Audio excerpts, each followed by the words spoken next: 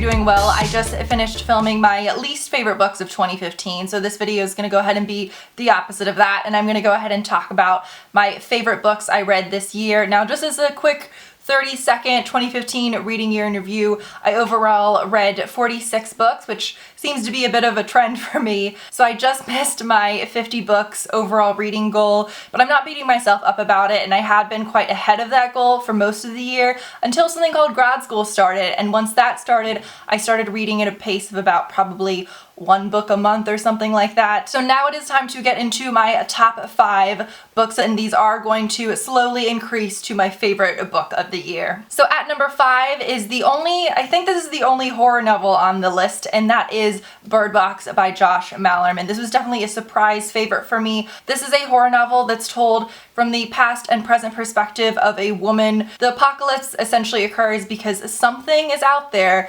Essentially, you see something that then causes you to kill anybody around you and then kill yourself. Half of this story is told from the woman's point of view when she meets these people and starts hiding with them, and the other half of the story is she's alone and she's with 2 children and she's essentially blindfolded with them. I don't know if it's specifically a canoe or what it is, but going down a river because she has heard that at a certain point there is this sort of safe house, so she's trying to get there. So this book is absolutely terrifying and such a unique premise, but I do have spoiler-free reviews of a lot of these, so if you hear one that piques your interest, just go ahead and click the I above to see my review.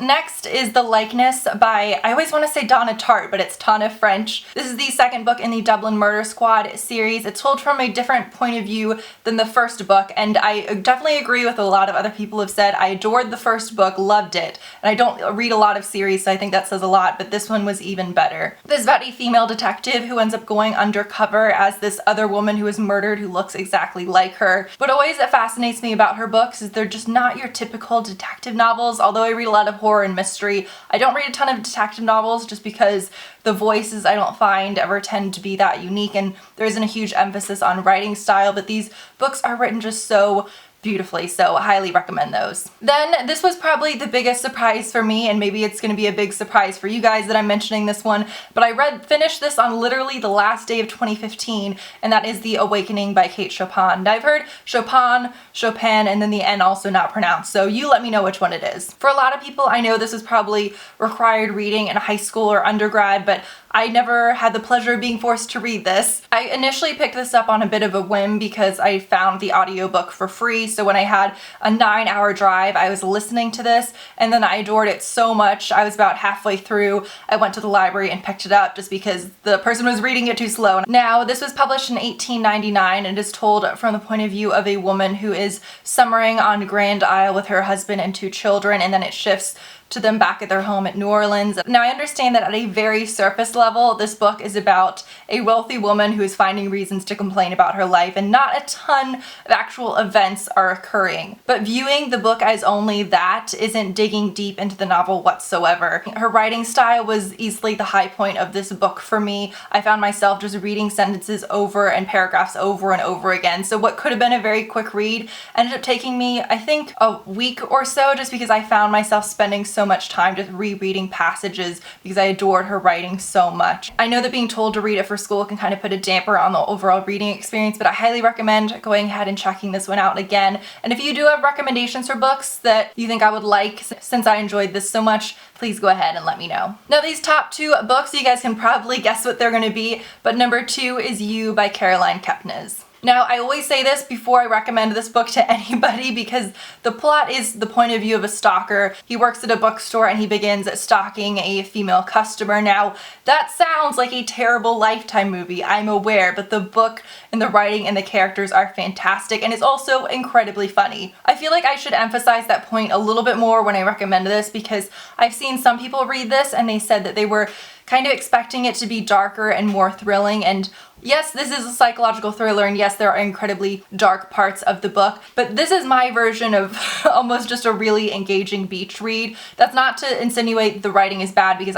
I think the writing is fantastic, but at the same time, this isn't going to be an incredibly depressing, dark, on the edge of your seat at every turn of the page type of psychological thriller. So if you are looking for a different type of psychological thriller that is a lot of fun, definitely go ahead and check this out. I thought my parents were at the door, but I think it's my dog.